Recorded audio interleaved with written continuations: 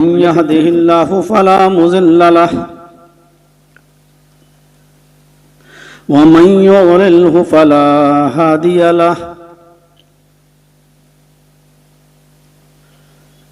وأشهد أن لا إله إلا الله وحده لا شريك له وأشهد أن محمدا عبده ورسوله أما بعد فإن خير الحديث كتاب الله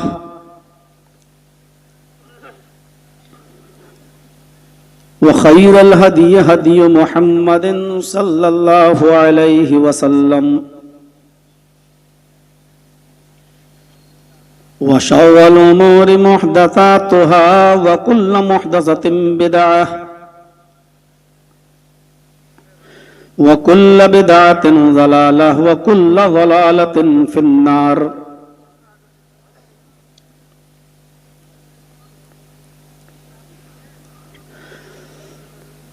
أعوذ بالله من الشيطان الرجيم بسم الله الرحمن الرحيم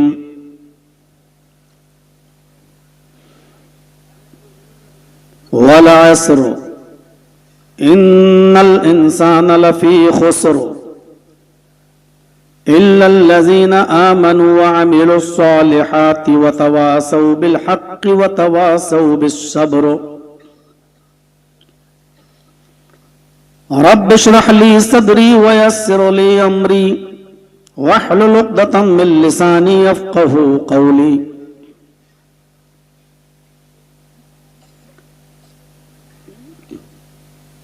stage पर बैठे हुए मुअज़्ज़ज़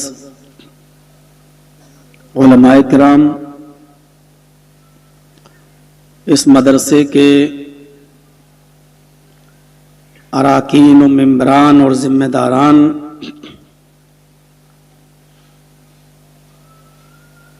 क़ुर्ब व जवार से दूर व नज़दीक से आए हुए मोहतरम सामईन हज़रात, कौम व मिल्लत के लायकवर नौजवानों और अजीज़ बच्चों,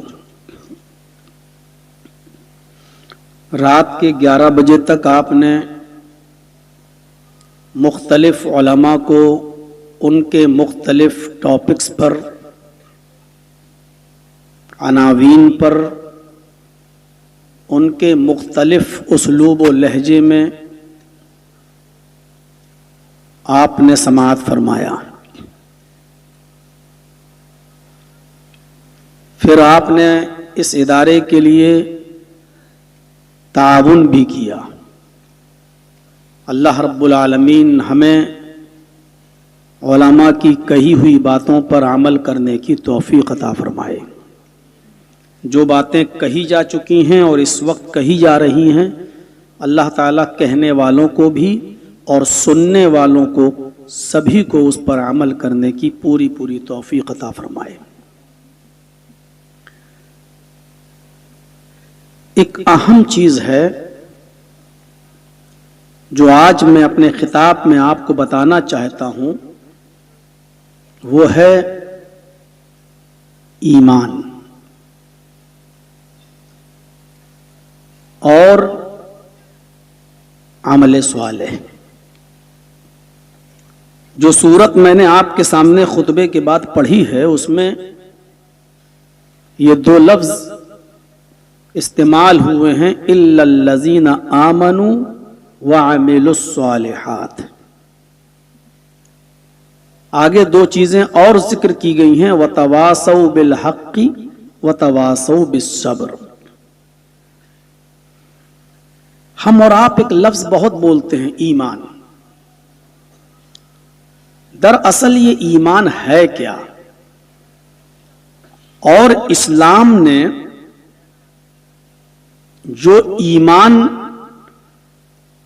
लाने के लिए हमें हुक्म दिया है, वो ईमान हमसे क्या तकाजा करता है, क्या चाहता है। किसी को भी खड़ा करके पूछो तो अभी हर आदमी कहेगा कि मेरे अंदर ईमान है। किसी से भी पूछो कि आप मोमिन हैं, वो कहेगा जी मैं मोमिन हूं। लेकिन मोमिन कहते किसे हैं? ईमान है क्या? और ईमान से पहले इंसान क्या होता है, और जब ईमान उसके अंदर दाखिल हो जाता है तो ईमान दाखिल हो जाने के बाद उसकी कैफियत क्या होती है,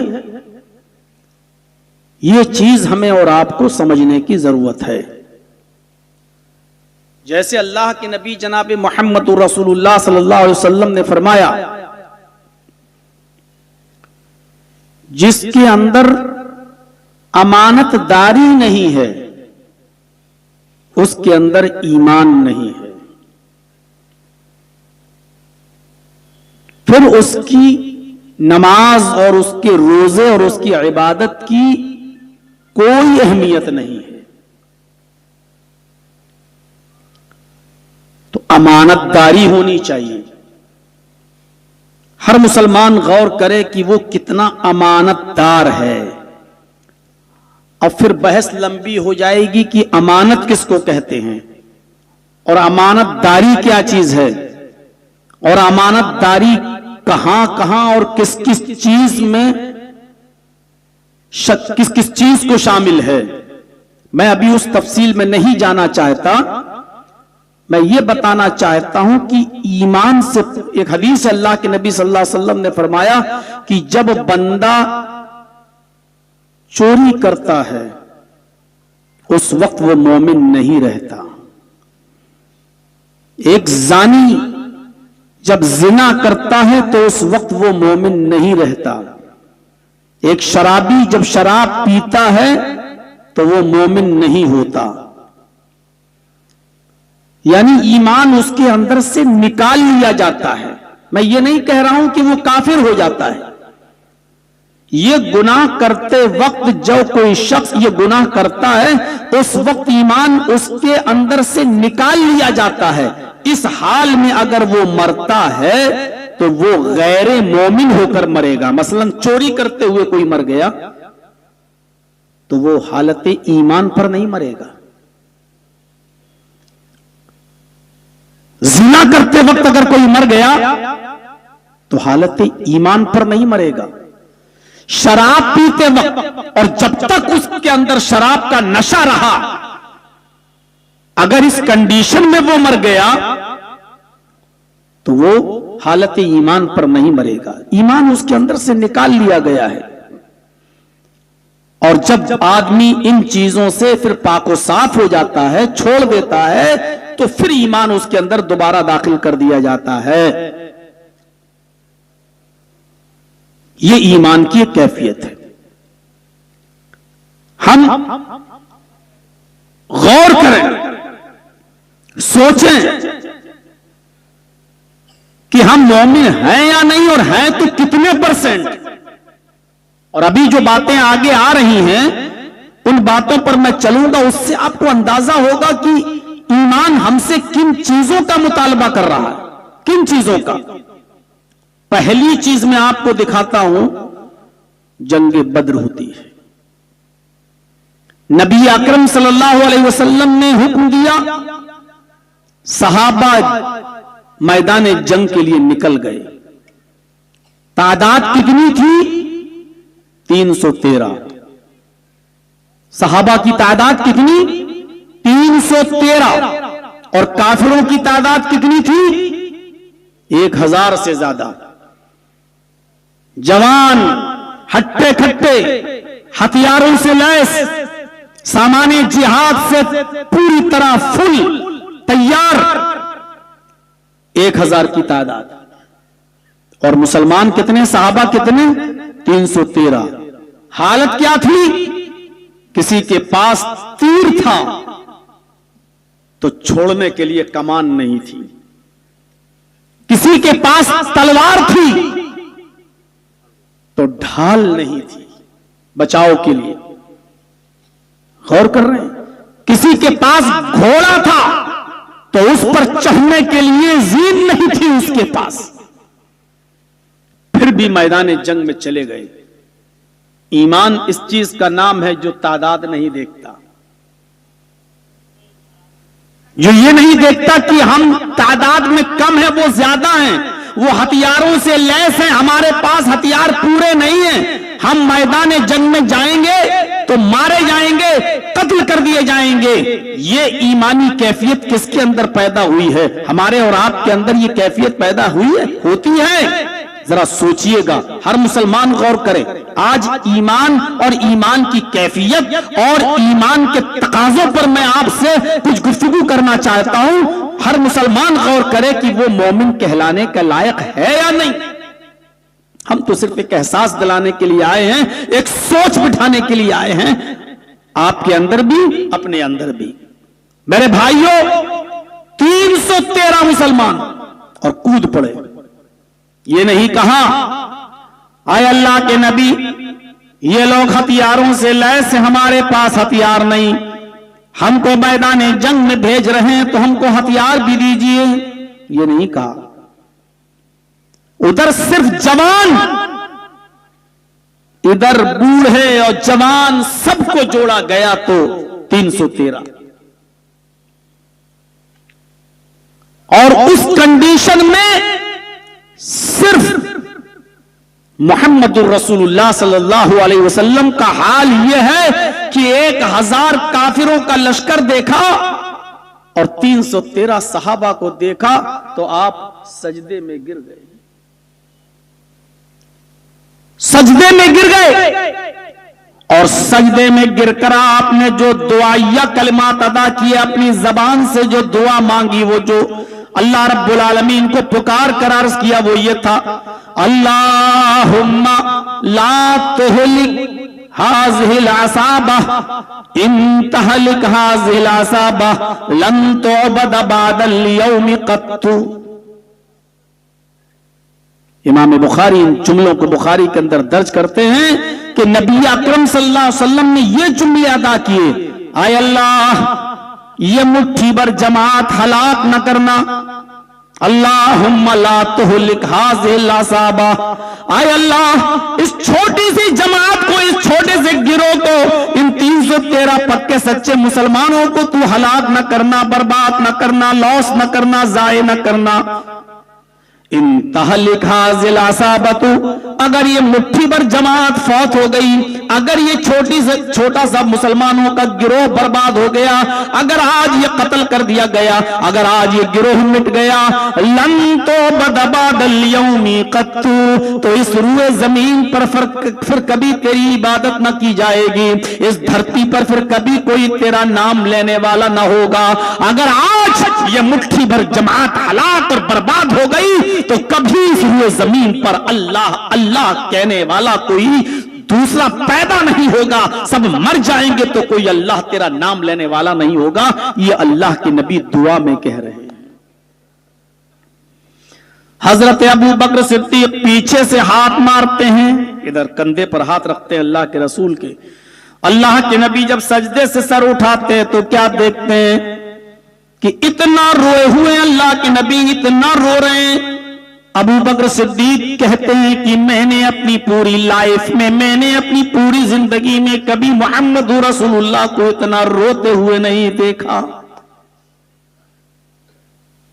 ईमान किस चीज का नाम है?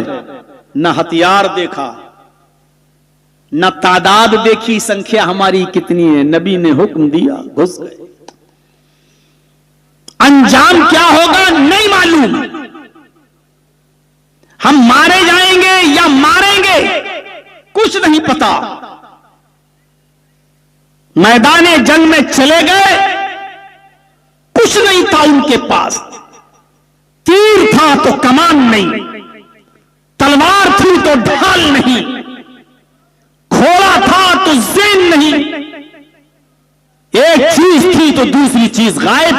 हां, एक चीज थी उनके पास और वो था ईमान, एक चीज थी उनके पास और वो था तवक्कुल अलल्लाह, अल्लाह पर भरोसा।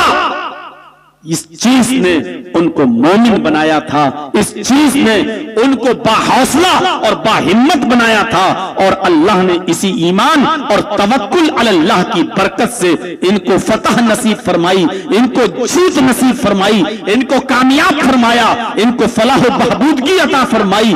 313 मुसलमान शानदार तरीके से जीतते हैं। सिर्फ सहाबा में 14 शहीद होते हैं बस, लेकिन काफिरों में 70 मारे जाते हैं और 70 ही कैद कर लिए जाते हैं, 70 ही गिरफ्तार कर लिए जाते हैं, 70 लोगों को अरेस्ट कर लिया जाता है। मेरे भाइयों, ये ईमान का एक जज्बा था।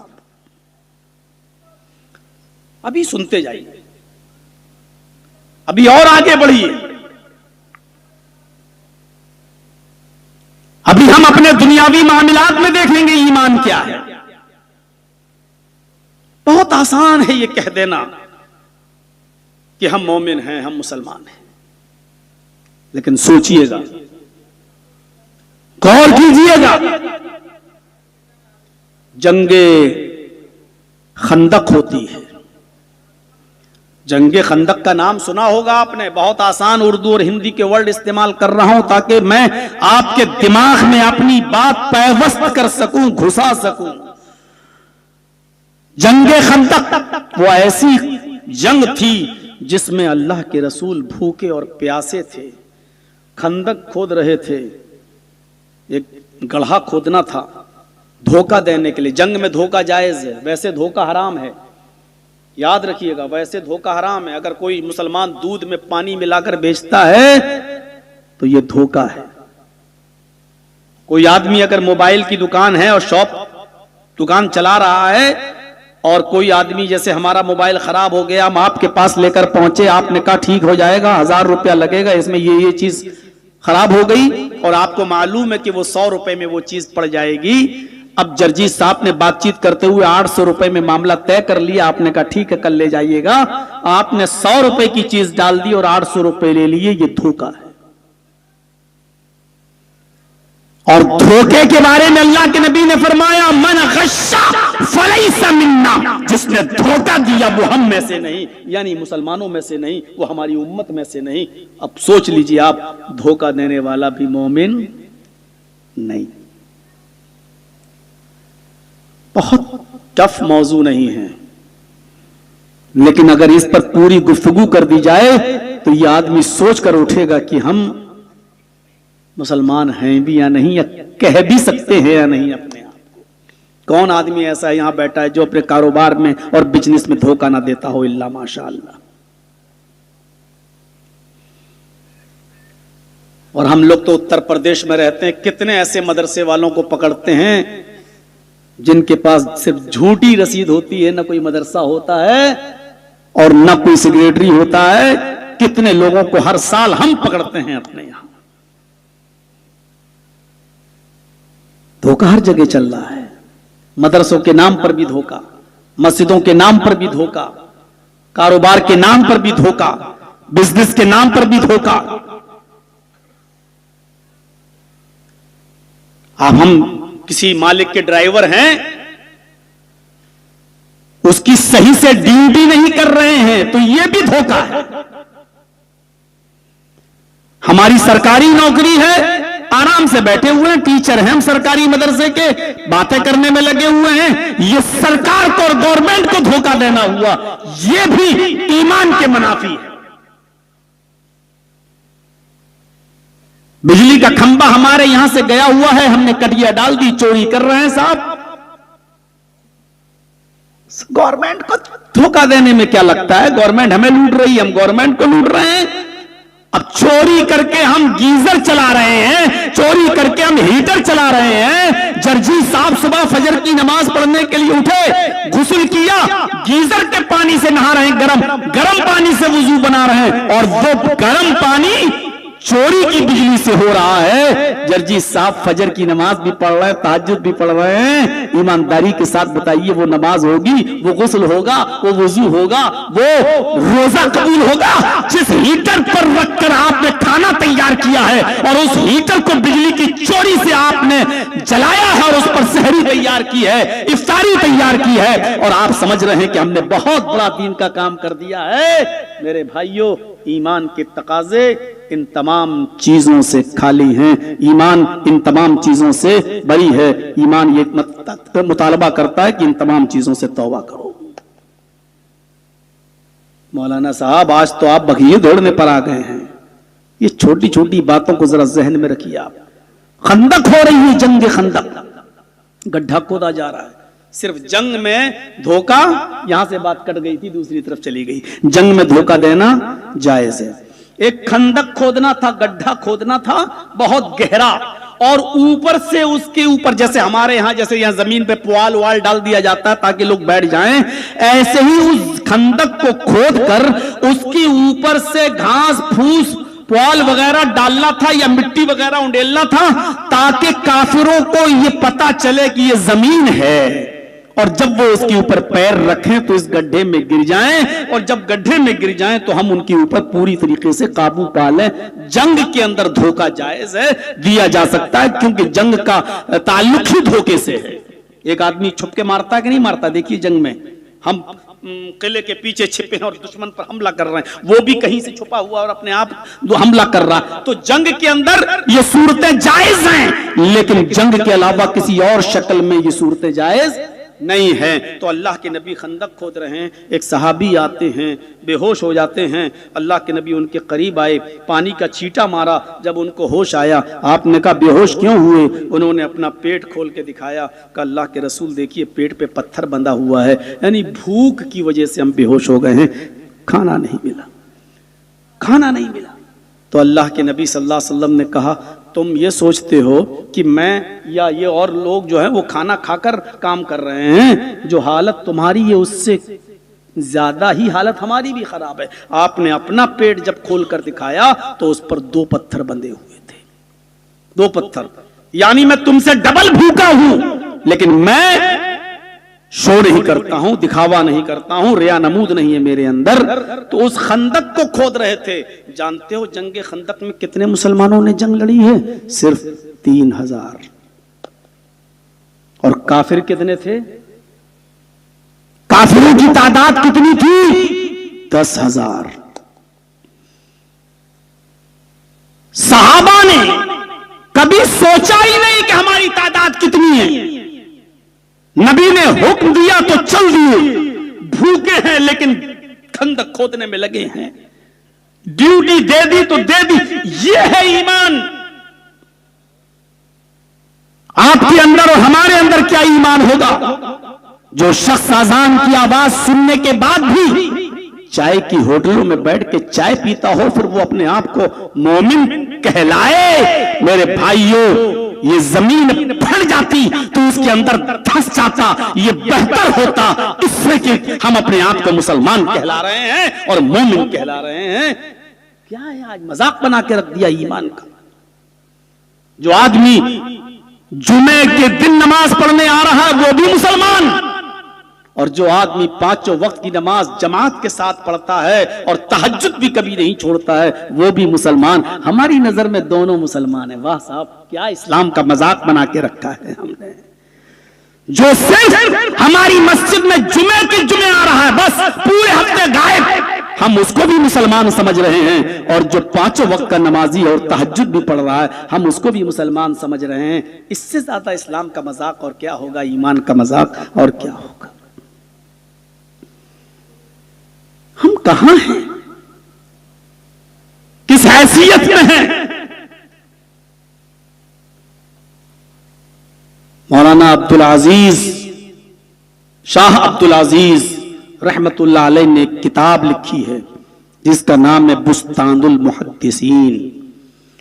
शाह अब्दुल अजीज कि वो किताब बुस्तानुल मुहद्दिसीन में एक जबरदस्त वाकया नकल किया गया है। उस वाकये की रोशनी में आप देखें, हम और आप जायजा लें। वाकया क्या था सुनिए। अब्दुल्लाह इब्ने मुबारक का नाम सुना है? बहुत मशहूर मुहद्दिस गुजरे हैं अब्दुल्लाह इब्ने मुबारक। नाम क्या है? अब्दुल्लाह। तो बाप का नाम क्या हुआ? मुबारक। मैं मुबारक का वाकया सुना रहा हूं। मुबारक साहब घर से निकले, रोजी रोटी की तलाश में, कोई मुलाजिमत मुझे मिल जाए, किसी की नौकरी मुझे मिल जाए। तो एक रईस और अमीर आदमी ने उनसे कहा, मेरे बाग में काम करोगे, मेरे गार्डन में काम करोगे? उन्होंने कहा कि बहुत अच्छा, ठीक है, मैं कर लूंगा। कहा, तुम्हें मेरे इन आम के पेड़ों की देख रेख करना है, सुबह उठना है, बाग में पानी मारना है, सिंचाई करना है, और इन आम के बागों की, आम के पेड़ों की तुम्हें रखवाली करना है, हिफाजत करना, और यही तुम्हारी एक झोंपड़ी है, कुटिया है, यही तुम्हें सोना होना है। कहा ठीक है। उनको नौकरी पे रख लिया। और सुनो मुसलमानों, उनको नौकरी पे रख लिया गया। वो एक लंबी मुद्दत तक, 2 साल, 3 साल, 4 साल तक वो उसमें काम करते रहे। एक दिन ये अमीर आदमी जिसका ये बाग था, ये रईस आदमी, ये अमीर आदमी, ये दौलतमंद आदमी अपने कुछ दोस्तों को लेकर बाग में पहुंचा कि आइए, मेरे बाग में आम पककर तैयार हैं, फल तैयार हैं, आओ मैं तुम्हें खिलाता हूं, आओ आम तुम्हें खिलाते हैं। जब ये आदमी वहां पहुंचा अपने दोस्तों को लेकर, तो मुबारक से, अपने मुलाजिम से, अपने नौकर से कहा, मुबारक जाओ जरा मीठे मीठे आम तोड़कर लाओ और हमारे दोस्तों के सामने काट कर रखो। मुबारक गए और उन्होंने एक तरफ से आम तोड़ना शुरू कर दिया और लाए। जब उन आमों को काटा गया खाने के लिए, तो कुछ आम मीठे निकले, कुछ खट्टे निकले, कुछ कसीले निकले। मुबारक ने, मालिक ने, रईस ने, अमीर ने, दौलतमंद ने, उस रिच मैन ने डांटते हुए कहा, मुबारक तुम्हें शर्म नहीं आती? इतने सालों से तुम बाग में काम कर रहे हो और मेरे दोस्तों के सामने तुम मेरी इंसल्ट करा रहे हो। मैंने तुमसे मीठे मीठे आम लाने के लिए कहा था और तुम एक तरफ से आम ले आए, खट्टे मीठे कसीले। जाओ दोबारा तोड़ के लाओ। हजरत मुबारक जब दोबारा आम तोड़ने गए तो फिर वही, कुछ खट्टे निकले, कुछ मीठे निकले, कुछ कसीले निकले, कुछ कच्चे निकले, कुछ पक्के निकले। कहा, तुम्हें शर्म आनी चाहिए मुबारक, तुम बार बार मेरी इंसल्ट कराते हो, क्यों ऐसा कर रहे हो? तो इतने सालों से तुम इसमें काम कर रहे हो। हजरत मुबारक ने जवाब दिया कि मेरे मालिक, मेरे आका, मैं क्या जानूं कि कौन सा आम मीठा है, कौन सा खट्टा है, कौन सा कसीला है? मैं तो एक तरफ से तोड़ के ले आता हूं, मैं क्या जानूं कि कौन सा मीठा है, कौन सा खट्टा है? मालिक ने कहा, इतने सालों से काम कर रहे हो, तुम्हें इतना भी तजर्बा नहीं है? कहा कि मैं काम ही तो कर रहा हूं, मुझे आपके बाग में काम करते हुए 4-5 सालें हो गई हैं। मैंने आपके आम के दरख्त का कोई फल, कोई आम मैंने आज तक खाकर देखा ही नहीं है। तो मुझे मालूम हो कि कौन सा खट्टा होता, कौन सा मीठा होता है। आपने मुझे काम की निगरानी के लिए रखा था, आम खाने की इजाजत कहां दी थी आपने मुझे? उस रईस आदमी ने, उस अमीर आदमी ने कहा कि ऐ मुबारक, क्या वाकई तुमने अब तक मेरे इस बाग से कोई आम, एक भी आम खाया नहीं? कहा नहीं। कहा, मैं क्यों खाऊंगा? मैं तो अपने हाथ से रोटी बनाता हूं, खाना बनाता हूं, खा लेता हूं। आप उसका अलग से मुझे मुआवजा देते हैं। आपने मुझे इस बाग की रखवाली के लिए रखा था। मैं कौन होता हूं इस आम का, इस बाग का फल खाने वाला? मैंने आज तक एक भी फल नहीं खाया। उसने शर्म से अपना सर नीचे कर लिया। किसने? मालिक ने। और अपने घर गया, अपनी बीवी से मशवरा किया कि मेरी अहलिया, मेरी वाइफ, एक नेक आदमी हमारे बाग में आया है, 4-5 साल से काम कर रहा है, जवान आदमी है, बड़ा अमानतदार है, क्यों न मैं अपनी बेटी की शादी उस अमानतदार और उस ईमानदार आदमी से कर दूं। बीवी भी नेक थी, उसको भी नेक लड़के की तलाश थी अपनी बेटी के लिए। दोनों का मशवरा हुआ, फिर मुबारक को बुलाया गया और मुबारक से मशवरा किया गया कि मैं अपनी बेटी का निकाह तुम्हारे साथ करना चाहता हूं। हजरत मुबारक ने कहा, अगर आपको कोई एतराज नहीं है तो मुझे भी कोई एतराज नहीं, ये सच है कि मुझे भी शादी की जरूरत है। और फिर उस बाग के मालिक ने अपनी भैया जाना हो तो जाओ, बैठ जाओ, या तो फिर बैठ जाओ, खड़े मत होइए। उस बाग के मालिक ने फिर अपनी बेटी का निकाह उस मुबारक से कर दिया। जो चीज बताना चाहता हूं वो आप, जब उस बाग के मालिक ने अपनी बेटी का निकाह मुबारक से किया और उस बाग के मालिक की बेटी जब मुबारक के घर पे विदा होके आई, तो इन दोनों के मिलन से, यानी मुबारक और उस बाग के मालिक की बेटी जो बीवी बन के आई, इन दोनों के ताल्लुक से एक बेटा पैदा होता है, जिस बेटे का नाम रखा जाता है अब्दुल्ला, जो आगे चलकर दुनिया के बड़े बड़े मुहद्दिसों में इनका शुमार किया जाता है। एक अजीम मुहद्दिस बनता है, एक मुहद्दिस कबीर की शक्ल में बनता है, दुनिया के बड़े बड़े मुहद्दिसीन में इनका शुमार होता है। ये हैं अब्दुल्ला इब्ने मुबारक। जब हम हलाल लुक़मे खाते थे और हराम माल से बचते थे तो हमारे यहाँ मुहद्दिस पैदा हुआ करते थे। जब से हमने माले हराम खाना शुरू किया, हराम लुक़मे खाना शुरू किया, हलाल और हराम के दरमियान कोई तमीज बाकी न रही, तो टिकटॉक पर और इंस्टाग्राम पे डांस करने वाली लड़कियां आज हमारे घरों में पैदा हो रही हैं। रात रात भर व्हाट्सएप और फेसबुक पे चैटिंग करने वाली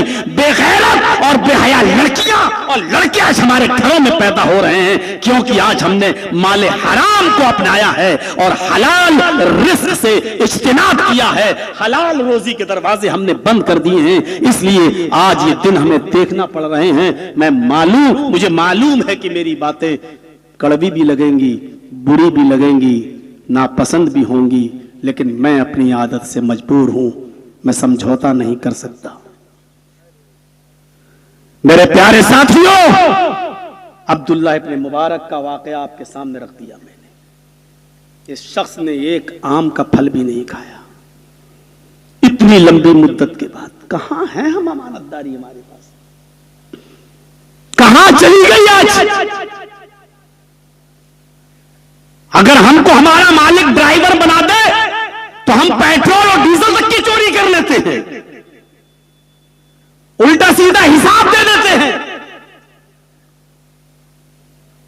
और बने फिर रहे हैं साहब मोहम्मद असलम, मोहम्मद अकरम, मोहम्मद फला, नाम देखो माशाअल्लाह। हजरत उमर रात को जा रहे हैं अंदर, गश्त कर रहे हैं, रात की तारीकी में अंधेरे में एक घर से आवाज आ रही है, बेटी उठो, काफी रात हो गई है, दूध में पानी मिला दो। ये वाकया सुना होगा तुम्हारा, 50 मर्तबा का सुना हुआ होगा वाकया। वही बातें आपके सामने आएंगी। कुरान कोई नया नहीं है, वही 1400 साल पहले जो आपको सुनाया जाता था वो आज भी सुनाया जाएगा।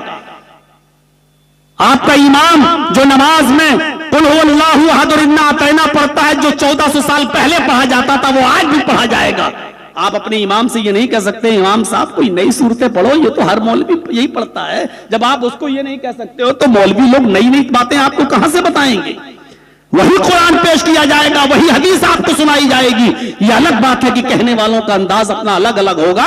मेरे भाइयों, माँ कह रही है बेटी उठो, दूध में पानी मिला दो, और बेटी कह रही है कि माँ नहीं, दूध में अगर पानी मिलाऊंगी और उमर को पता चल गया तो सख्त सजा दी जाएगी। माँ ने कहा बेटी इतनी रात में उमर को क्या मालूम कि दूध में पानी मिलाया गया, उठो, मुझे तेरे हाथ पीले करना है, तेरी शादी कराना है, तेरा निकाह कराना है। बेटी इतनी ईमानदार बनोगी तो जिंदगी भर घर में बैठी रहोगी, तुम्हारी शादी तक नहीं होगी, उठो दूध में पानी मिला दो। बेटी ने कहा अम्मी इतनी रात में उमर नहीं देख रहा है तो क्या हुआ, उमर का रब तो देख रहा है। यही असल ईमान है, यही असल ईमान है। मां उमर नहीं देख रहा है तो क्या हुआ, उमर का रब तो देख रहा है। और ये सारी बातें उमर बाहर से सुन रहे हैं, आंखों में आंसू आ गए।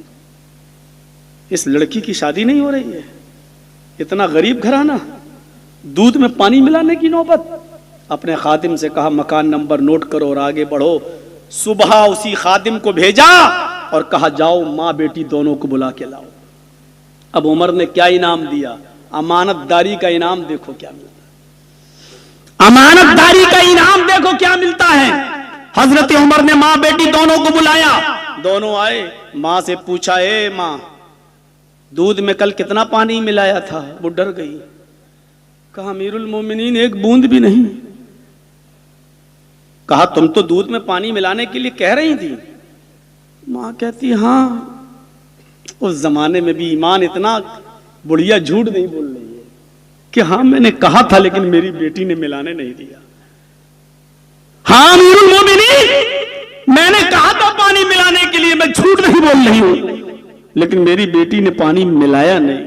हजरत उमर हंसते हुए कहते हैं मां मैं जानता हूं कि तेरी बेटी ने पानी नहीं मिलाया, और मैं ये भी जानता हूं कि तेरी बेटी ने पानी क्यों नहीं मिलाया।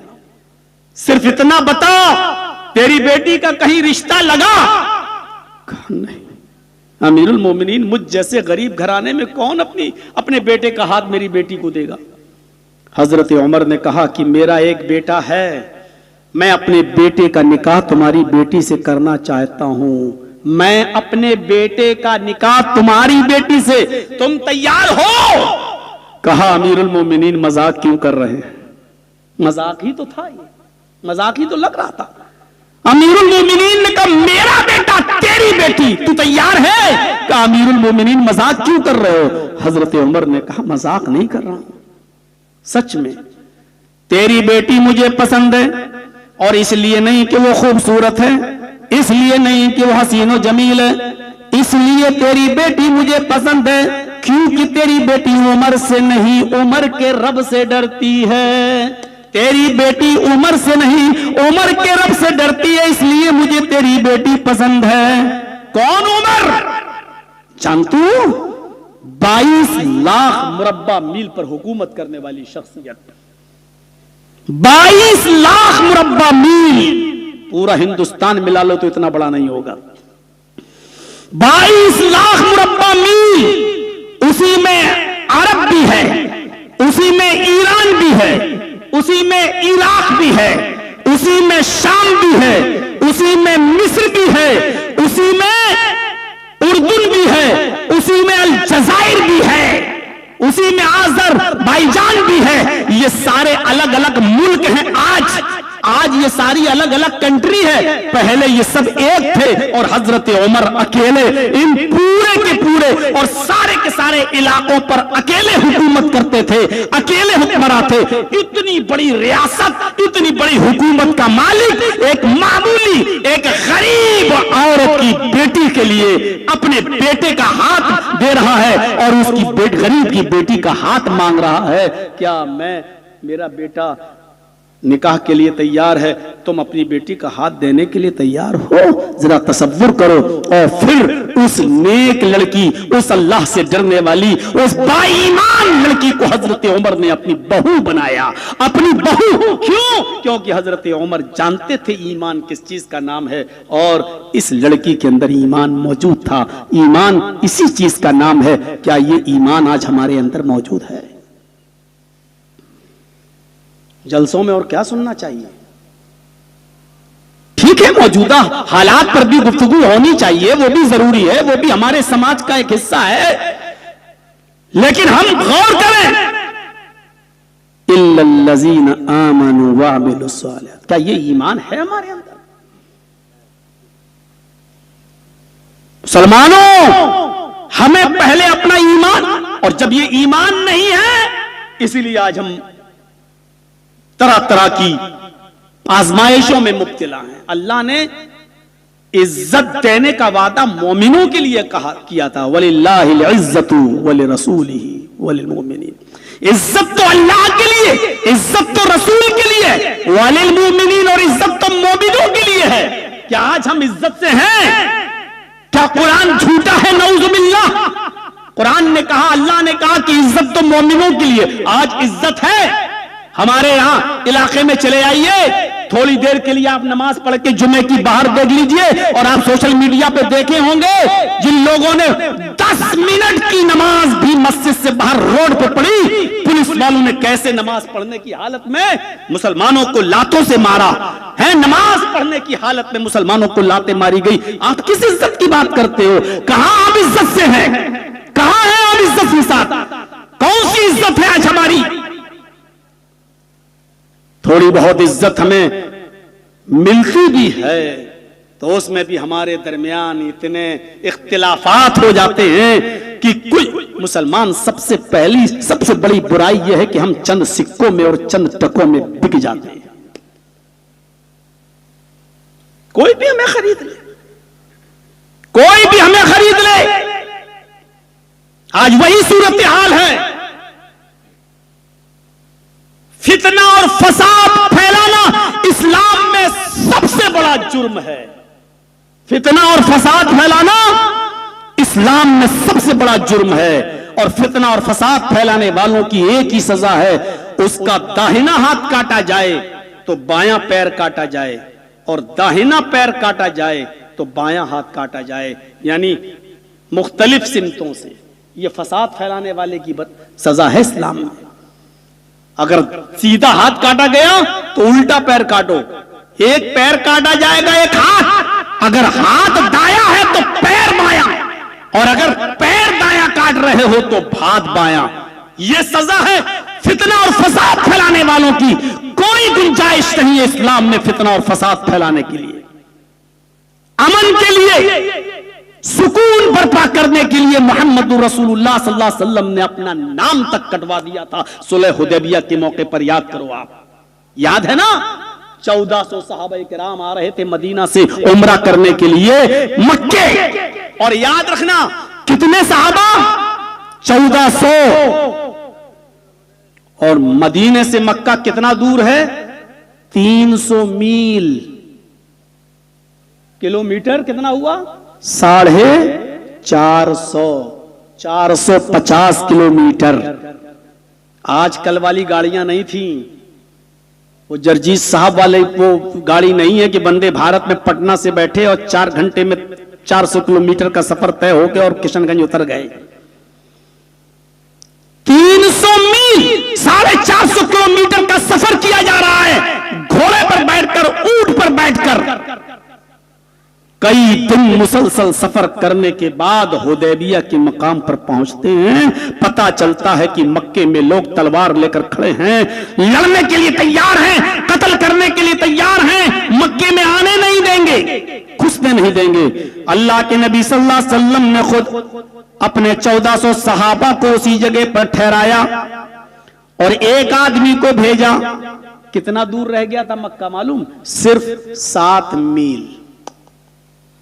हुदैबिया का मकाम जो लोग गए होंगे, मुझे पता नहीं जाते हैं कि नहीं जाते। मैं एक बार जब गया था हज करने के लिए, उम्रा करने के लिए, तो मेरे दोस्त लोग मुझे लेकर गए थे, जो वहां पढ़ते हैं लोग मक्के वगैरह में, हमारे साथी लोग थे। तो वो मुझे ले गए, आइए मैं दिखाऊं कि हुदैबिया यानी जहां सुलह हुआ था वो कौन सी जगह है। जब मुझे वहां लेके पहुंचे तो वहां बहुत बदवी लोग, देहाती लोग खड़े थे, जो छोटी छोटी ऊंटनियां होती है वहां, अपनी ऊंटनी का छोटा सा इतना बड़ा गिलास भरा, इतने बड़े बड़े गिलास होते थे, जल्दी से दूध दोह कर लाए और मुझे उन्होंने दिया। कहा मौलाना जल्दी पी।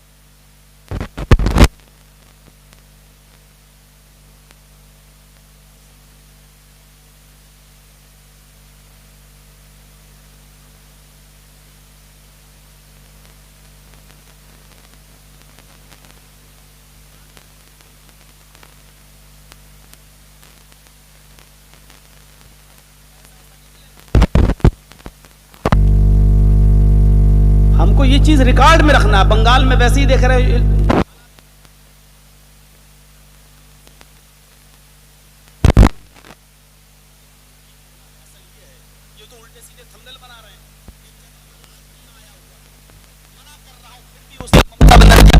हमारा वो है फोटो बना दिया, यहां बैठा हुआ वो आया हुआ ये, और इस बेगैरत को मैं जितना मना कर रहा हूं उतना ही ज्यादा ये उस सरकशी पे उतरा हुआ है। इसलिए मैंने रुकवाया, मैंने कहा सबको हटवाइए। अभी देखिए यूपी में जाइए, जैसे जैसे चुनाव करीब आएगा ना, यूपी के ये भोंपू, ये भौंकने वाले कुत्ते, ये गोदी मीडिया के चैनल वाले अभी चिल्लाएंगे ममता का मौलाना, ममता का मौलाना। अभी आप देखते रहिएगा, इनको एक चीज मिलनी चाहिए, और ये भौंकने वाले कुत्ते, सच बतला रहा हूं, स्पेशल कुत्तों को भी फेल कर देंगे। जो कुत्ता किसी चोर को देखकर भौंकता है वो भी उतना नहीं भौंकता होगा जितना ये भौंकेंगे। 24 घंटे में 1 मिनट भी चुप नहीं होंगे। ये बंद होंगे तो दूसरी कुतिया आ जाएगी, वो भौंकना शुरू करेगी। ये भौंकते भौंकते हालत खराब कर देंगे। इनको आप आवाज दीजिए आप।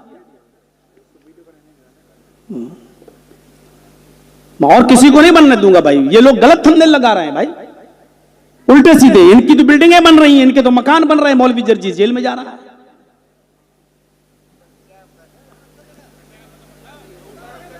बस कह दिया, हो गया।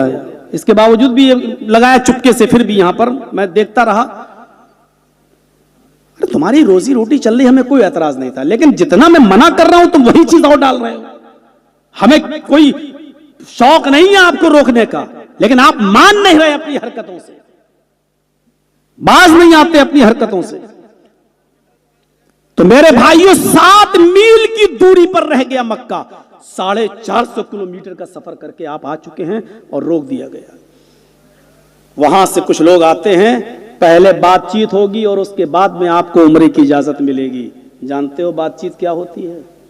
हाय हाय, सुनिए।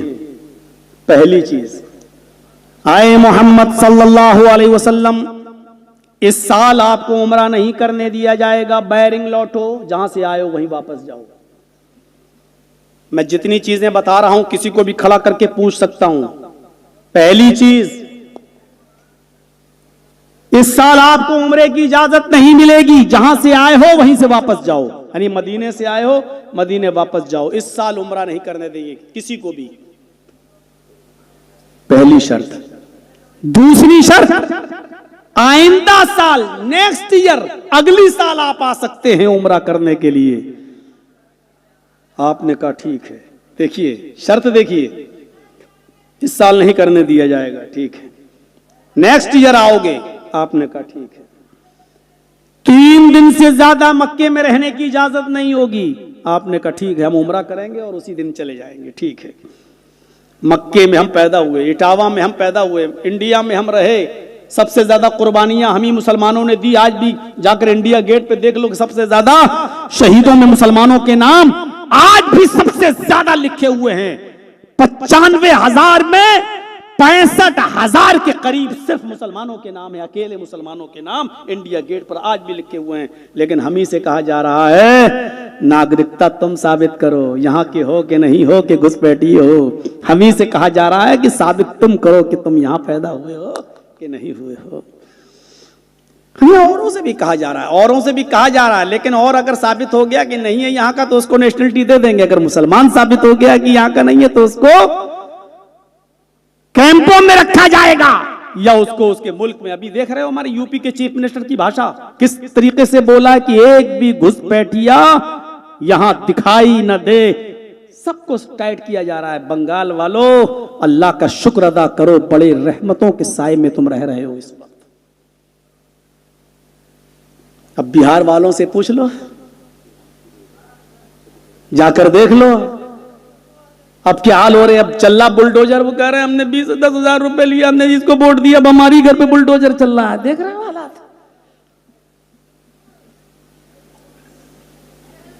हमारी ये होना चाहिए।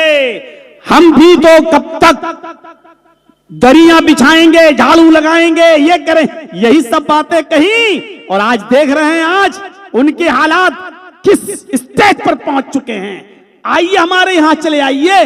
मौलाना जर्जीस जिस मस्जिद में नमाज पढ़ाता है, जिस मस्जिद का सेक्रेटरी है, उस मस्जिद के अंदर भी मौलाना जर्जीस को इशा के बाद तकरीर करने की इजाजत नहीं। रोड तो बहुत दूर की बात, फील्ड तो बहुत दूर की बात, ऐसा मैदान जिसमें आप कर रहे हैं बहुत दूर की बात। ये हमारे यहां गए थे आपके खोपा काठी के लोग, हमारी शाही मस्जिद पूछो इनसे कितनी बड़ी है, पूछिए हमारी पूरे हिंदुस्तान में अहले हदीसों के पास इतनी बड़ी मस्जिद नहीं होगी जितनी बड़ी मस्जिद हमारी इटावा में शाही जामा मस्जिद है। उस मस्जिद के अंदर भी अगर मुझे बोलना है और माइक लगाना है तो आपको परमिशन लेना पड़ेगी, और माइक सिर्फ मस्जिद तक रहेगा।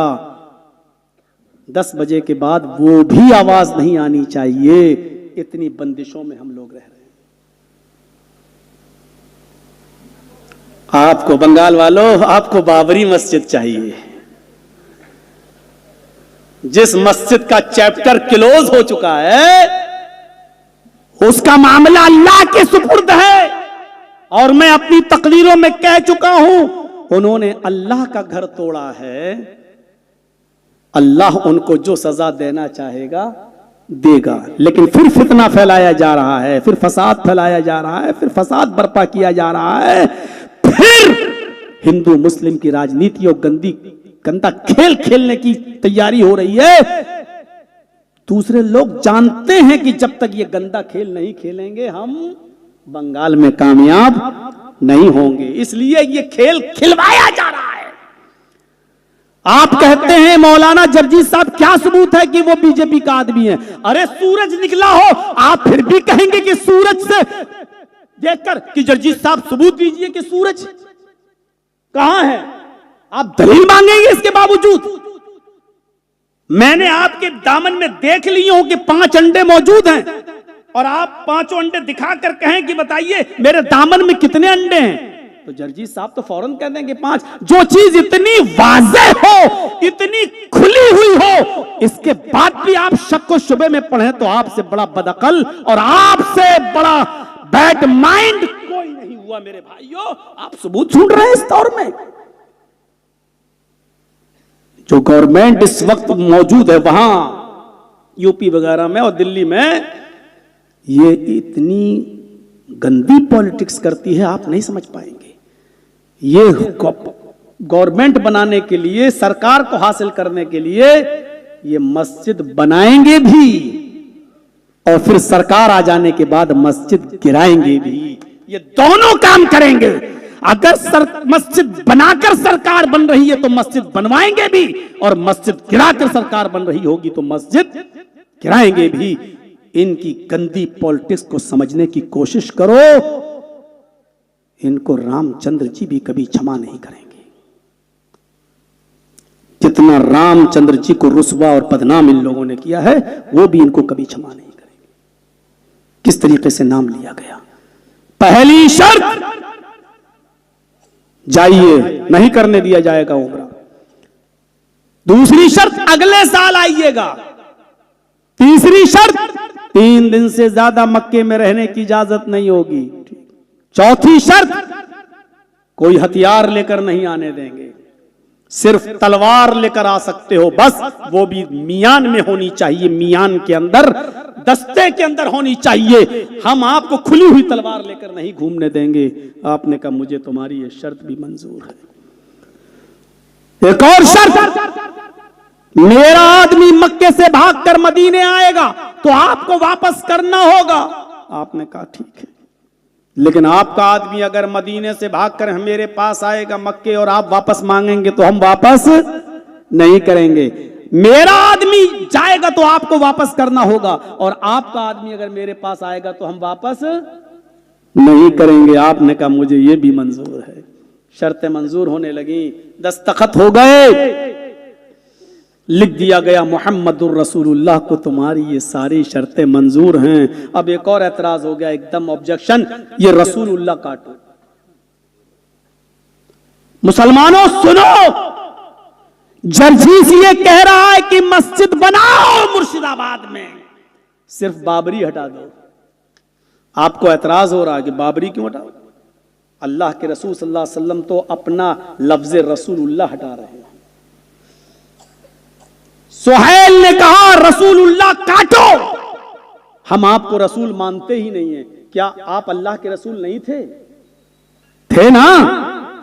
लेकिन इसके बावजूद काफिर कह रहे हैं हम रसूल मानते ही नहीं है, आप काटिए। तो आपने हजरत अली से कहा काट दो।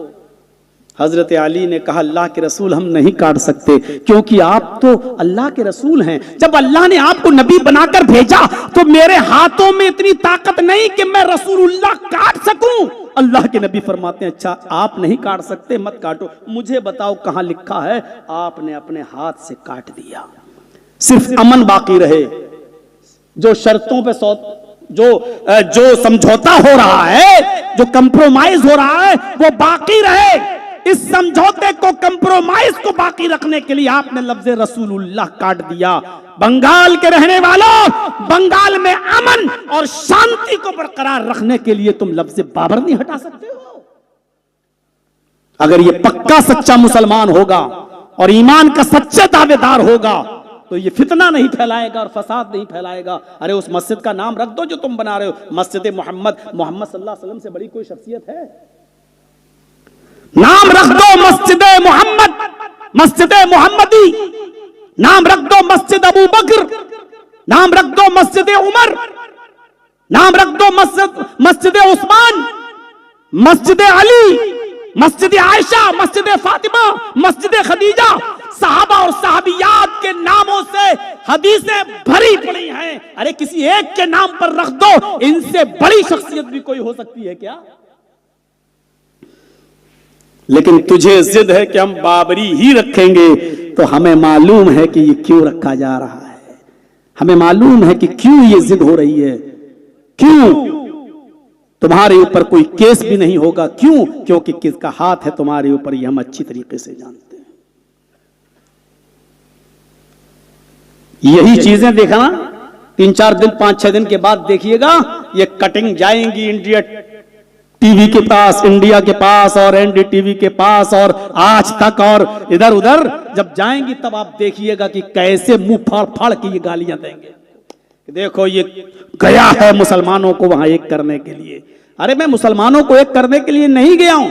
मुसलमानों को एक करने के लिए गया होता तो मैं कहता बनाओ बाबरी मस्जिद। हम तो कह रहे हैं ये फितना है, ये फसाद है, और फितना और फसाद फैलाने वाले की इस्लाम में एक ही सजा है।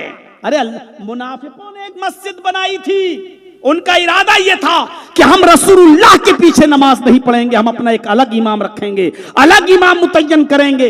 अल्लाह ताला ने अपने नबी को बजरिए वही जब बता दिया कि इनके इरादे ठीक नहीं है, तो अल्लाह के रसूल ने बनी हुई मस्जिद जिसका नाम मस्जिद ज़रार था, अल्लाह के रसूल ने उस मस्जिद को भी गिराने का हुक्म दे दिया, तोड़ने का हुक्म दे दिया। क्यों? क्योंकि उसकी बुनियाद फितना और फसाद की वजह से रखी जा रही थी।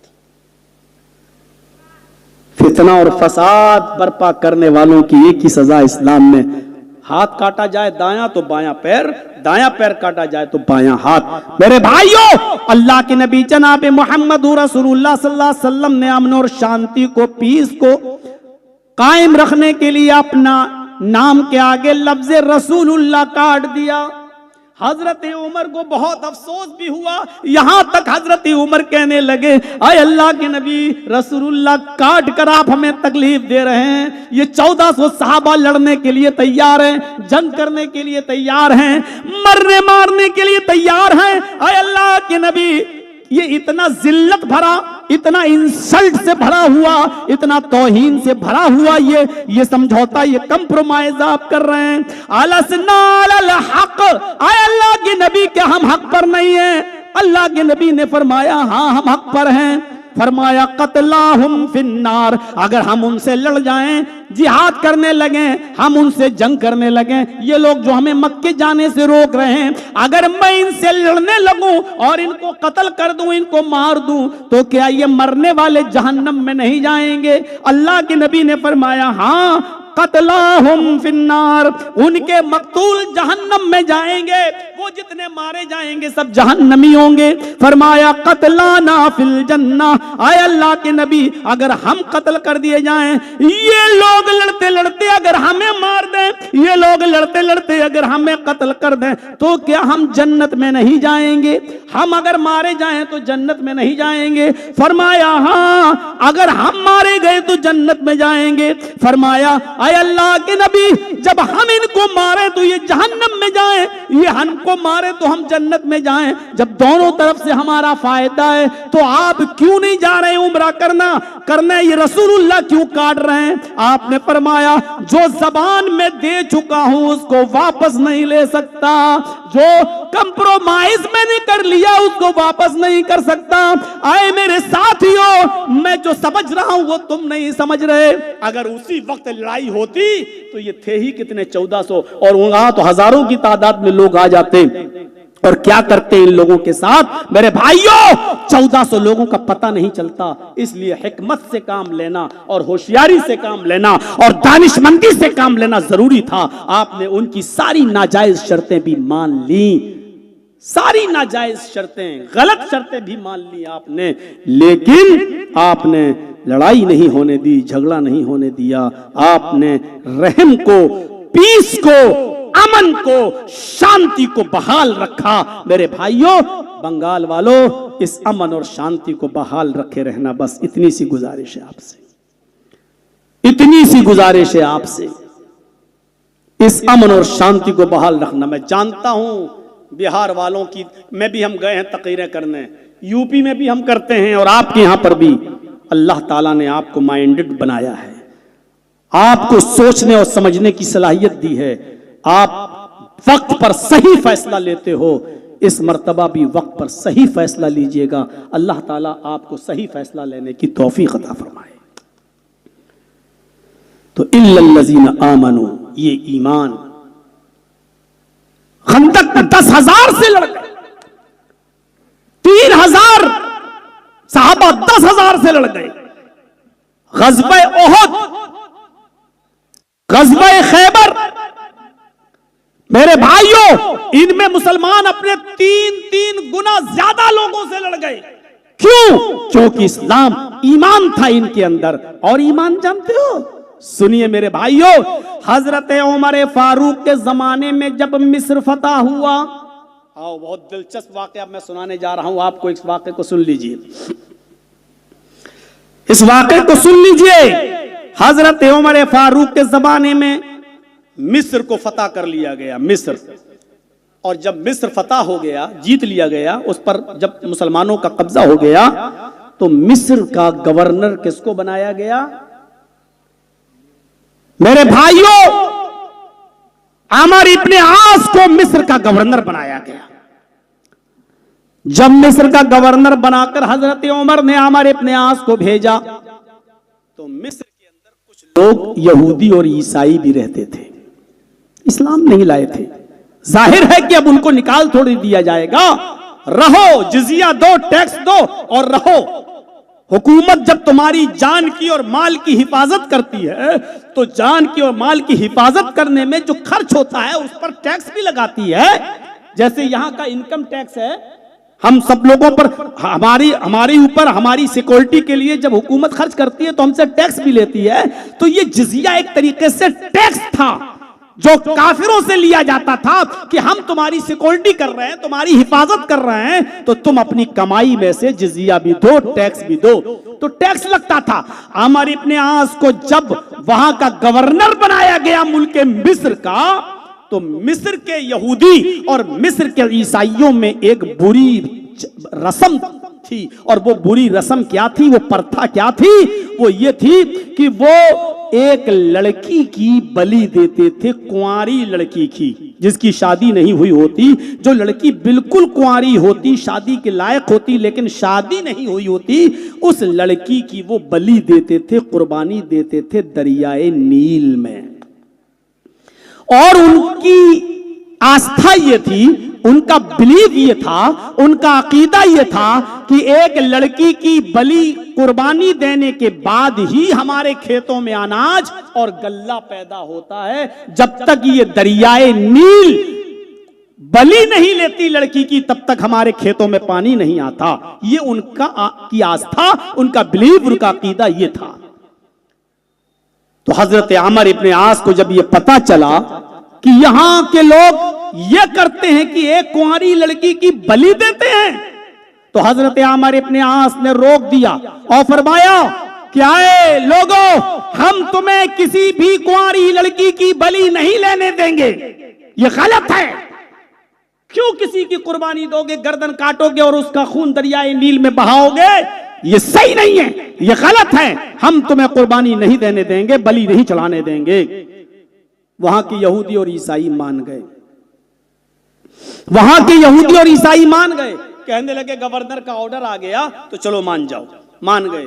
लेकिन इत्तेफाक देखिए क्या हुआ, जैसे ही गवर्नर के ऑर्डर को लोगों ने माना, उसी साल पानी ही नहीं आया, अनाज पैदा नहीं हुआ, गल्ला पैदा नहीं हुआ। अब लोग क्या सोचेंगे, आप खुद सोचिए।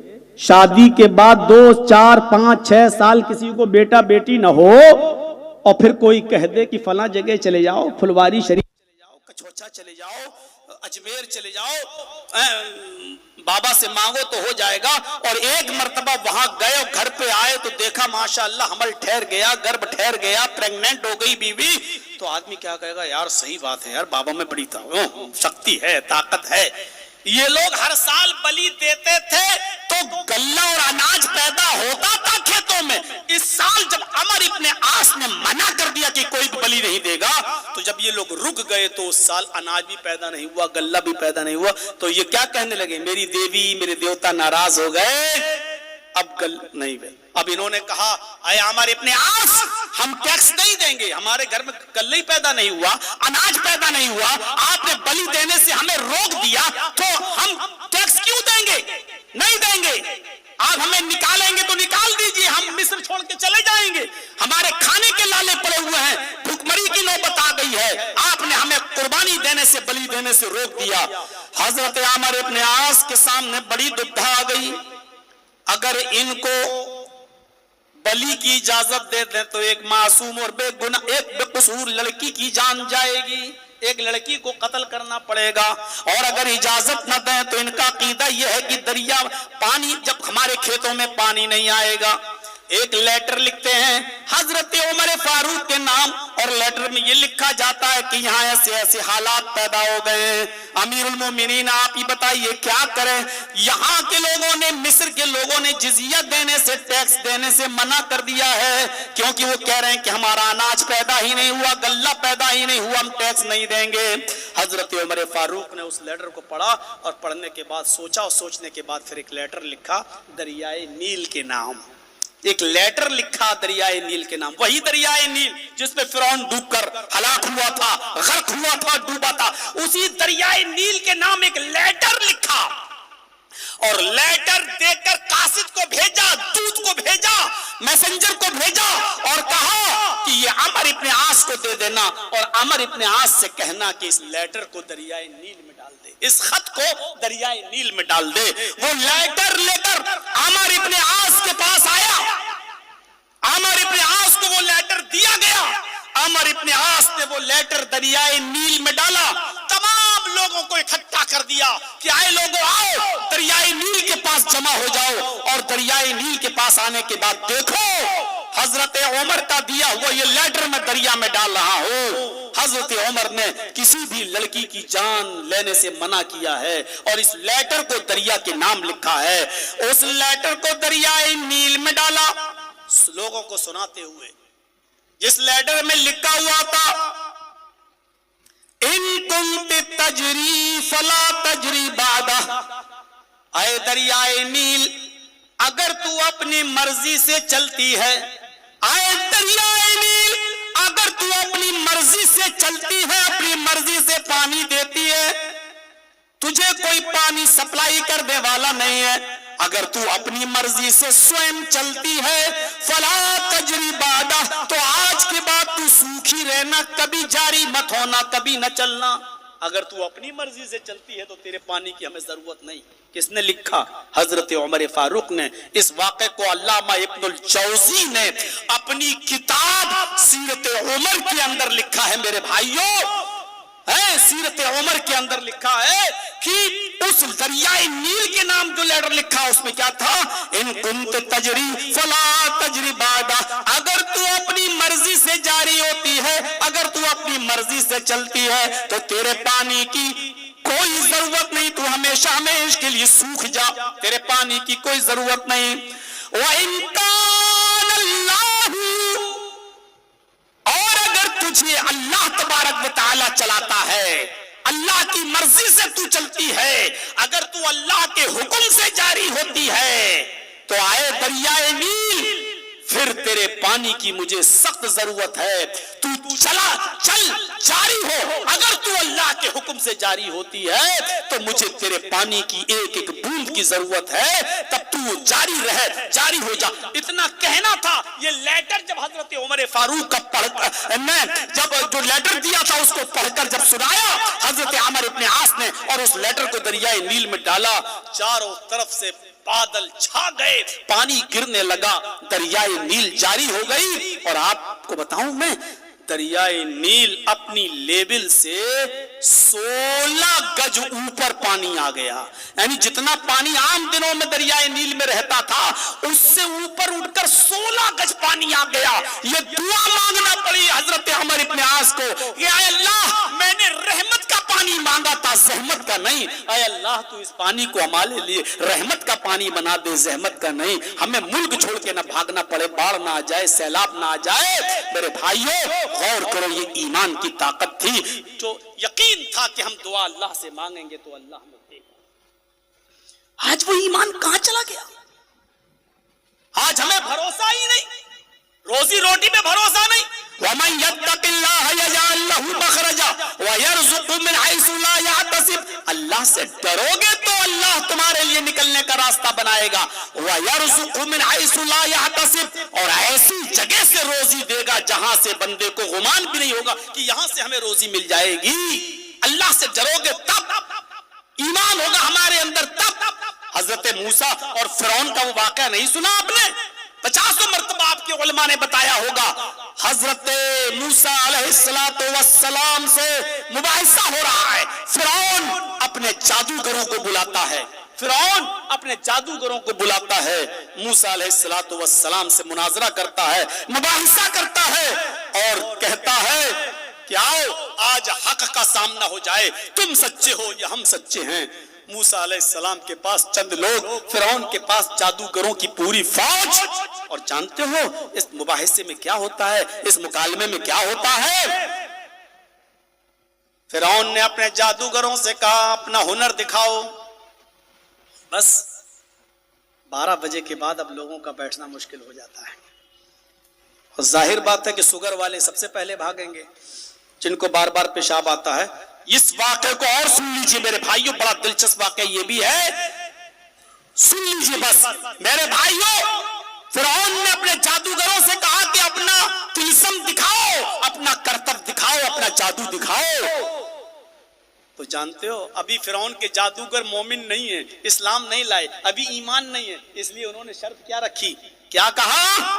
इन्ना लना लाजरन इन कुन्ना नहनुल गालिबीन।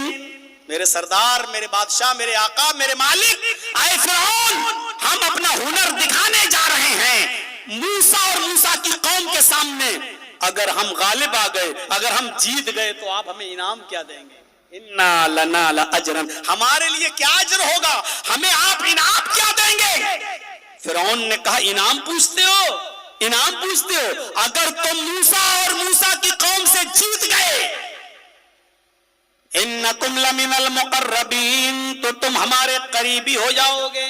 मुकर्रबीन का सही तर्जमा करूं तो इसका सही ट्रांसलेट होगा तुम हमारी कैबिनेट में शामिल हो जाओगे।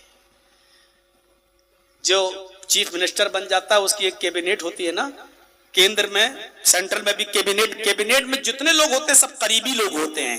तो फिरौन ने कहा तुम हमारी कैबिनेट में शामिल हो जाओगे, यानी हम जो भी काम करेंगे तुमसे मशवरा भी करेंगे, तुमसे पूछेंगे भी, तुमसे इजाजत भी लेंगे, और तुम हमारे बिल्कुल इतने करीबी हो जाओगे कि उठोगे, चलोगे, फिरोगे मेरे साथ, तुम मेरे कैबिनेट में शामिल हो जाओगे। खुश हो गए वो लोग, चलो हम फिरौन के मुकर्रब, तब तो पैसा, तब तो मेरी 5 उंगलियां घी में, जितना हम चाहेंगे कमाएंगे, बादशाह के मुकर्रब हो जाएंगे, बादशाह के करीबी हो जाएंगे। अब फिरौन के जादूगरों ने अपना तिलस्म दिखलाया, अपना जादू दिखलाया, और जादू क्या था? उनके हाथ में रस्सियां थी। फिरौन के जादूगरों ने रस्सियां फेंक दी, वो रस्सियां सांप बनकर दिखने लगी। थी नहीं, लेकिन जादू होता है। कभी कभी देखते होगे जादूगर जब आपके यहाँ आता होगा, डंडे को ऐसे करता होगा, वो भी रस्सी बन जाता है। कभी कभी मिट्टी उठाता है, हाथ पे रखता है, ऐसे मारता है, लाठी घुमाता है, 1 रुपया बन जाता है। हालांकि वो रुपया होता नहीं है। अगर मिट्टी को रुपया बनाना वो जानता होता तो थोड़ी देर के बाद, खेल खत्म करने के बाद, वो लोगों से वही 2-2 रुपए की भीख मांगता है, 5-5 रुपए की भीख मांगता है। जब तू मिट्टी को रुपया बनाना जानता है तो फिर भीख क्यों मांग रहा? वो रुपया है ही नहीं। ऐसे ये रस्सियां सांप दिखाई देने लगी, हालांकि सांप थी नहीं, लेकिन नजरों में सांप आने लगी, आंखों में सांप दिखाई देने लगी। हजरत मूसा डरने भी लगे। अल्लाह ने कहा ला तखफ, अरे मूसा डरो नहीं, जो उनको तुम सांप समझ रहे हो ये सांप है नहीं। मूसा, तुम्हारे हाथ में जो डंडा है, तुम्हारे हाथ में जो लाठी है, उसको जमीन पर मारो। हजरत मूसा अलैहिस्सलाम के हाथ में जो लाठी थी, जो डंडा था, उसको जब मूसा अलैहिस्सलाम ने जमीन पे मारा तो वो अजदहा बन गया। अजदहा के बारे में मैंने बहुत पूछा लोगों से, बंगाल में इसको क्या बोलते हैं, लेकिन आज तक कोई बता नहीं पाया कि अजदहा है क्या चीज। आप थोड़ा सा देख लीजिएगा, कुरान में इंग्लिश में इसकी मीनिंग, और बंगाल में देख लीजिएगा। इतना मैं बता दूं कि अजदहा सांपों को भी खा जाता है। अब आप समझ सकते हैं कि वो कौन सा जानवर होगा। कोई अजगर कहता है, कोई कुछ कहता है। बहरहाल अजदहा को हम बंगला में अभी तक समझ ही नहीं पाए कि वो क्या जुमला उसके लिए बोला जाता है। तो मेरे भाइयों, हजरत मूसा ने जब लाठी जमीन पे मारी तो वो अजदहा बन गया, और उसने मुंह खोला और सारे सांपों को खा गया, निगल गया पेट में। फिरौन तो दंग रह गया है, ये क्या हुआ? और फिरौन के जादूगर समझ गए, जो जादूगर थे वो समझ गए कि नहीं नहीं नहीं नहीं, हमने जो दिखाया वो जादू था, और मूसा ने जो दिखाया वो जादू नहीं, बल्कि वो अल्लाह की निशानी है, वो आयतुल्लाह है, बैयनात है, अल्लाह की निशानी है। तो जैसे ही अजदहे ने सांपों को निगलना शुरू कर दिया, खा गया, फिरौन के जादूगरों ने देखा तो समझ लिया कि आज तो मेरा जादू पकड़ा गया। मूसा ने जो दिखाया वो हकीकत है, वो जादू नहीं है। फिरौन के जादूगर चीखने लगे, आमन्ना बिरब्बिल आलमीन रब्बे मूसा व हारून। मैं उस रब पर ईमान लाया जो दोनों जहान का पालने वाला है। मैं उस रब्बुल आलमीन पर, अल्लाह पर ईमान लाया। मैं उस अल्लाह पर ईमान लाया जो मूसा का भी रब है, जो हारून का भी रब है। अब ये जादूगर क्या हो गए? इस्लाम ले आए, ईमान कबूल कर लिया। अब देख लीजिए, अभी तक काफिर थे तो उजरत मांग रहे थे, मेरा इनाम क्या होगा, मेरा इनाम क्या होगा। अब ईमान ले आए, आमन्ना बिल्लाही आमन्ना बिरब्बिल आलमीन रब्बे मूसा व हारून। मैं अल्लाह रब्बुल आलमीन पर ईमान लाया, मैं मूसा और हारून के रब पर ईमान लाया। आमन्ना, ईमान लाया। अब जब ईमान वाले हो गए, ईमान ले आए, तो ईमान लाने के बाद इनके अंदर क्या क्रांति पैदा हुई, क्या इनकलाब पैदा हुआ, वो बताना चाहता हूं मेरे भाइयों। हम और आप ईमान वाले हैं, क्या ये इनकलाब, क्या ये क्रांति हमारे अंदर है? अभी तक वो ईमान वाले नहीं थे फिरौन के जादूगर, तो कह रहे थे कि हमारा इनाम क्या होगा। लालच थी इनाम की, इनाम का लालच था। लेकिन अब ईमान लाए तो फिरौन ने कहा, अच्छा तुम सब फिर गए, मेरी इजाजत के बगैर तुम सब मूसा के रब पर, अल्लाह पर ईमान ले आए हो, तुम हैं? हम तुम्हें सख्त से सख्त सजा देंगे। तो फिरौन के जादूगरों ने क्या कहा, आए फिरौन, अल्लाह की तरफ से वाज़ेह निशानियां चाल देख लेने के बाद अब हम तुम्हें तरजीह नहीं देंगे, अब तुम्हारी बात नहीं मानेंगे, तुम्हें भी अपना रब नहीं मानेंगे। फिरौन ने कहा तो सुन लो, फिर हम सजा क्या देंगे तुम्हें। कहा कि बताओ सजा क्या दोगे। फिरौन ने कहा, लअक़त्तिअन्ना अयदियकुम व अर्जुलकुम मिन खिलाफ व लउसल्लिबन्नकुम अजमईन। आए मेरे जादूगरों, अगर तुम फिर से मुझे नहीं मानते हो, मूसा और हम तुम्हारे हाथ और पैर काट देंगे मुखालिफ सिमतों से। लअक़त्तिअन्ना अयदियकुम व अर्जुलकुम मिन खिलाफ, वही दायां हाथ काटेंगे तो बायां पैर, बायां हाथ काटेंगे तो दायां पैर। हम तुम्हारे हाथ और पैर काट डालेंगे मुख्तलिफ सिमतों से। वलियुसल्लिबन्नकुम अजमाइन, और तुम सबको सूली पे चढ़ा देंगे, तुम सबको फांसी पे चढ़ा देंगे, तुम सबको कत्ल कर डालेंगे, मार डालेंगे, हम तुम्हें फांसी दे देंगे। ये सजा कितनी सख्त सजा है। दाहिना हाथ काटेंगे तो बायां पैर, या बायां हाथ काटेंगे तो दायां पैर, और इसके बाद फंदा लटका कर तुम्हें गले में, तुम्हें हम सूली दे देंगे, मार डालेंगे, कत्ल कर देंगे और तुम्हें फांसी पे चढ़ा देंगे। इतनी बड़ी सजा सुनने के बाद जानते हो जब ईमान पैदा हो गया इनके अंदर तो इन्होंने क्या कहा? वहीं खड़े खड़े क्या कहा? आए फिरौन, तुझे जो करना हो कर ले, फक़ज़ी मा अंत क़ाज़िन। पूछो हाफिजों से कुरान की आयत है कि नहीं? फक़ज़ी मा अंत क़ाज़िन, तुझे जो करना हो कर, जो तू चाहे वो कर ले। इन्नमा तक़ज़ी हाज़िहिल हयात दुनिया, तू सिर्फ दुनिया में मुझे सजा दे सकता है, आखिरत में मेरा कुछ नहीं बिगाड़ सकता। सिर्फ दुनिया में मेरे हाथ पैर कटवा सकता है, सूली दे सकता है, सिर्फ दुनिया का तू कुछ इख्तियार रखता है सजा देने का, लेकिन आखिरत में तू मेरा मालिक नहीं है। आखिरत में मुझे फिर इंशाअल्लाह जन्नत मिलेगी। अब आप देख लीजिए, ईमान लाने से पहले दौलत का लालच था, मुझे इनाम क्या दोगे, और ईमान लाने के बाद हाथ पैर कटवाने के लिए भी तैयार हो गए, ईमान लाने के बाद सूली पर लटकने के लिए भी तैयार हो गए। ये था ईमान, और ये ईमान की जरूरत है मेरे भाइयों। आप बीड़ी नहीं से छोड़ सकते और मोमिन हो, आप सिगरेट नहीं छोड़ सकते हो, मोमिन हो, आप शराब नहीं छोड़ सकते हो, मोमिन हो, आप जुआ नहीं छोड़ सकते हो, मोमिन हो, आप हराम कारोबार बंद नहीं कर सकते हो और अपने आप को मोमिन कहते हो। नहीं, या अय्युहल्लज़ीना आमनु दुखुलू फिस्सिल्मि काफ़ा, ईमान वालो इस्लाम के अंदर पूरे के पूरे दाखिल हो जाओ, पूरे के पूरे दाखिल हो जाइए आप अपने इस्लाम के अंदर। वरना सिर्फ जबान से कह दिया ला इलाहा तो क्या हासिल, दिलो ज़बान मुसलमान नहीं तो कुछ भी नहीं। सिर्फ हम अपनी जबान से ही तो कह रहे हैं कि हम मुसलमान हैं, हकीकत में मुसलमान बनो मेरे भाइयों। 1.5 घंटे की इस तकरीर के बाद आप चूंकि अब रुखसत होने लगे हैं कि करके उठ के जाने लगे हैं, इसलिए मैं अपनी बात को खत्म करने से पहले थोड़ा सा इशारा ये करूंगा कि इदारा मेरे भाइयों आप लोगों की मरहून मिन्नत है, और मैं बता चुका हूं कई तकरीरों में और आपको भी बता दूं।